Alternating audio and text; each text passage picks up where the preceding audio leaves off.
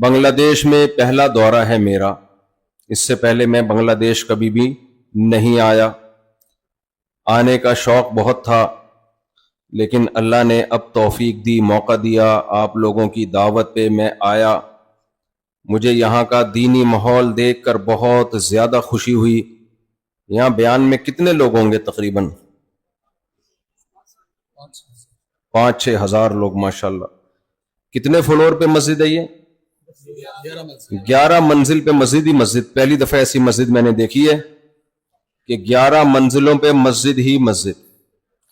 یہاں کے مدارس ماشاءاللہ ایسے فل آباد، مسجدیں فل آباد، لوگوں میں علماء کی محبت، دینی جذبہ. آج میرا یونیورسٹی میں بھی بیان تھا، بنگلہ دیش university, Dhaka university, Bangladesh university of engineering and technology, BUET نام ہے نا. تو وہاں کا بھی دینی ماحول دیکھا. یونیورسٹی کا ماحول اتنا اچھا ماشاءاللہ، بچیاں بھی لڑکیاں بھی پردے میں، لڑکے بھی ایسے شریف النفس قسم کے، سیدھے سادے نیک پرہیزگار، ہولیے سے لگ رہے تھے، کوئی شرارت نہیں. تو کس نے اتنی محنت کی ہے بھائی یہاں پہ دینی بہاریں قائم کرنے میں؟ کون ہے؟ خود بخود تو یہ نہیں ہوتا. دنیا میں کوئی کام خود بخود ہوتا ہے؟ تو جو اتنی لوگوں کے دلوں میں علماء کی محبت، اس کا مطلب پہلے کچھ لوگ آئے ہیں جنہوں نے قربانیاں دی ہیں بنگلہ دیش میں اور دین کو زندہ کیا ہے. دین کو زندہ کیا ہے.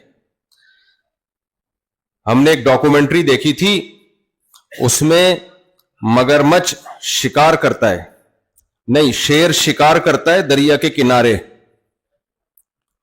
اور دریا کے کنارے اس کو کھانے کی کوشش کرتا ہے. اتنے میں پیچھے سے مگرمچھ آتا ہے اور شیر کا شکار لے جاتا ہے اٹھا کے، ریڈی میڈ ناشتہ. تو وہ ڈاکومنٹری ہندی میں تھی، تو وہ کہتا ہے لو بھائی، کرے کوئی اور کھائے کوئی اور. تو ہم تو اب جو ہمارے اکابر اور علماء نے محنتیں کی ہیں اس کا پھل کھا رہے ہیں. ابھی محنتیں کرنے والے تو گزر گئے. کینیڈا میرا جانا ہوا، اس سے پہلے میں کینیڈا سے ہو کے آیا ہوں. میری ایک ملاقات ہوئی وہاں پہ ایک مولانا صاحب جو 40 سال پہلے کینیڈا گئے تھے. کہتے ہیں 40 سال پہلے حلال گوشت نہیں ملتا تھا. جو مسلمانوں کی اولادیں ہیں مرتد ہو چکی تھیں. تو وہ مولانا ہندوستان سے گئے، کہ ان کا تعلق بھی دیوبند سے. کہتے ہیں میں نے وہاں جا کے جو انہوں نے محنت کی، بچوں کو اپنی گاڑی میں لینے جاتے، گھر میں مسجد میں لا کے قرآن پڑھا کے فری میں واپس پہنچاتے، کیونکہ لوگ اپنے بچوں کو قرآن پڑھانے کے لیے بھی تیار نہیں تھے. کئی مہینے، کئی سال سبزیاں اور دال پہ گزارا کیا. مسلمان گزارا کر سکتا ہے دال پہ؟ مسلمان جس نے 4 شادیاں کرنی ہو، گوشت کھائے بغیر، گوشت کے بغیر اس کا گزارا نہیں ہوتا. تو وہ سبزیاں ابالی ہیں لوگوں نے امریکہ، کینیڈا میں، جاپان میں. پھر ان کی محنتوں سے وہاں حلال گوشت کا رواج بڑھا. دین کی بہاریں. آج ان عالم کے شاگرد بڑے ہو گئے ہیں، بڑا احترام کرتے ہیں، کہتے ہیں انہوں نے ہمارا ایمان بچایا ہے، انہوں نے ہمارا قرآن بچایا ہے. تو یہ ہمارے اکابر کی محنتیں برما میں، بنگلہ دیش میں، ساؤتھ افریقہ میں، سب کے تانے بانے ہندوستان سے جا کے ملتے ہیں. مظاہر علوم دارالعلوم دیوبند، جہاں بھی دنیا میں جاؤ،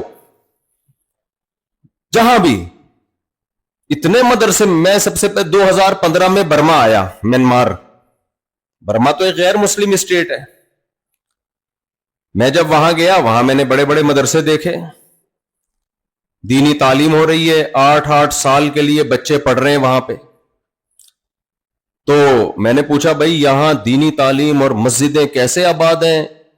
اتنی بڑی بڑی مسجدیں، اتنے امام کہاں سے ملے؟ کہاں سے آئے بھائی؟ کوئی مظاہر علوم سے، دیوبند سے ایک مولانا آئے تھے 50 سال پہلے، کوئی 60 سال پہلے. ان کی محنتیں. افریقہ میں جاؤ تو یہ گجراتی لوگ بھی، یہ کوئی اللہ کی الگ ہی مخلوق ہے. जहां दुनिया में गए मदरसा बनाया, मस्जिद बनाई, अपने खर्चे पे, अपनी तिजारत पे। दुनिया में हर जगह गुजराती मिलेंगे आपको, हर जगह। यहां भी है माशाल्लाह।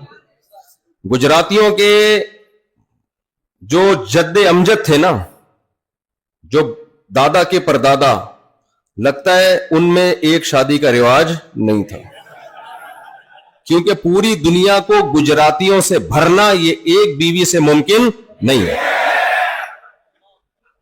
एक हमारे जो केपीके के माशाल्लाह पश्तून हैं, सारी दुनिया में फैले हुए हैं। जो कौम भी जिंदा रहना चाहती है ना, उसको अपनी नस्ल बढ़ानी पड़ती है। बॉर्डर तोड़ के, मुल्क छोटा पड़े बॉर्डर तोड़ के निकलते हैं। इटली जब मैं गया, मैं इटली गया तो मैंने वहां बांग्लादेशी साथी बहुत देखे। इतने मिलने आ रहे थे, बांग्लादेश के, ये बांग्लादेश के, ये बांग्लादेश के। वहां एक जनरल स्टोर में हम गए। मैंने साथियों से कहा कि मुझे यहां इटली में कोई बच्चा नजर नहीं आ रहा। अंग्रेजों का बच्चे होते हैं ना, पार्कों में होते हैं, कहीं पार्कों में तो आते ही वो लोग हैं ना जिनकी फैमिली होती है। मैंने कहा यहां नॉर्मल जगहों पे बच्चे नजर नहीं आते। हमारे तो आए, आपको बच्चे गली महल्लों में कितने नजर आएंगे खेलते हुए। मैंने कहा इटली में बच्चा मार्केट से क्यों शार्ट हो गया। तो मैं जब वहां गया, एक जनरल स्टोर में हमें दूर वॉकर में एक बच्चा नजर आया कि एक आदमी अपने बच्चे को लेके घूम रहा है। मैंने कहा चलो किसी एक अंग्रेज का बच्चा, तो अंग्रेज तो नहीं है वो लोग, इटली वाले, तो उनकी अलग जबान है। चलो बच्चा तो नजर आया। पार्कों में तो नजर आते हैं, लेकिन जनरल जगहों पे बहुत कम नजर आते हैं। मैं वहां गया तो देखा वो बांग्लादेशी साथी थे, अपना बच्चा लेके घूम रहे थे। वहां बांग्लादेश के लोग इतने ज्यादा, मुझे इटली में बांग्लादेश के लोग नजर आए। अब इटली वालों की नस्ल कम हो रही है, हकीकत है, ये हकीकत है। ये वहां की हुकूमत परेशान है, पता है आपको। इलाके के इलाके खाली हो गए, ये रिपोर्ट है। बहुत से इलाके इटली में वीरान। लोग कहते हैं कि नहीं हम तो गए हैं मिलान में, वहां तो बहुत पब्लिक है। भाई जो बड़े बड़े इलाके थे, शहर थे, आहिस्ता आहिस्ता वीरान होके खत्म। वो तो आबादी सिमट रही है ना। हमारे मुसलमान भाई बांग्लादेश वालों ने अपनी स्पीड अल्हम्दुलिल्लाह मेंटेन रखी हुई है।